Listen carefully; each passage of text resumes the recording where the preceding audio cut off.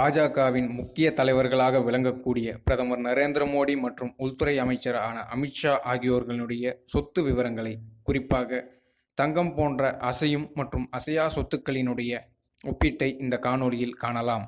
முதலாவதாக தங்கம், வெள்ளி மற்றும் வைரம் போன்றவற்றை எடுத்துக்கொண்டால், பிரதமர் மோடி அவர்கள் தன்னிடம் 45 கிராம் எடையுள்ள 4 தங்க மோதிரங்கள் மட்டுமே உள்ளதாகவும், அவற்றின் தற்போதைய சந்தை மதிப்பானது 2,67,750 ரூபாய் என்றும் குறிப்பிட்டுள்ளார்.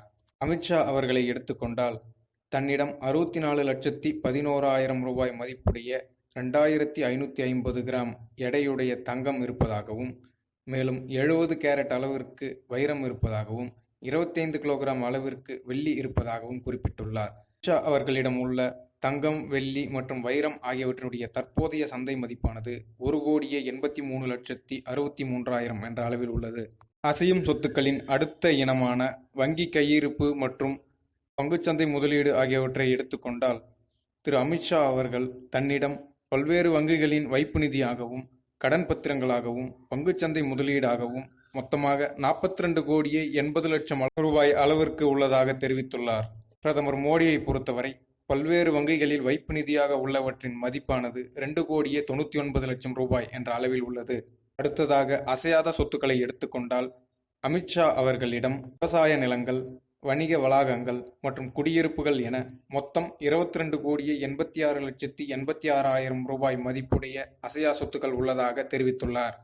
பிரதமர் மோடியை பொறுத்தவரை தன்னிடம் அசையா சொத்துக்களாக குடியிருப்புகளோ அல்லது விவசாய நிலங்களோ எவையும் இல்லை என தெரிவித்துள்ளார்.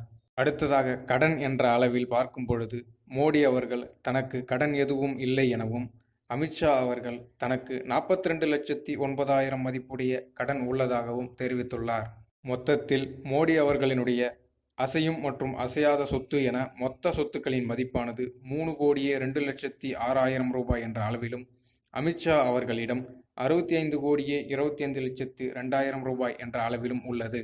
வருமானத்திற்கான ஆதாரங்களாக பார்க்கும் பொழுது, பிரதமர் மோடி அவர்கள் தனக்கு பிரதமர் பதவியின் மூலம் வரக்கூடிய சம்பளமும் மற்றும் வங்கி வைப்பு நிதிகளிலிருந்து வரக்கூடிய வட்டி ஆகியவை மட்டுமே தன்னுடைய வருமானத்திற்கு ஆதாரங்களாக குறிப்பிட்டுள்ளார். அமித்ஷா அவர்களை பொறுத்தவரை எம்பி பதவிக்கான சம்பளம் மற்றும் வங்கி வைப்பு நிதியிலிருந்து பெறப்படக்கூடிய வட்டி மற்றும் பங்குச்சந்தை முதலீடுகள் மற்றும் நிலங்களின் மூலம் வரக்கூடிய வருமானங்களை தன்னுடைய வருமானத்திற்கான ஆதாரமாக குறிப்பிட்டிருக்கிறார். நன்றி.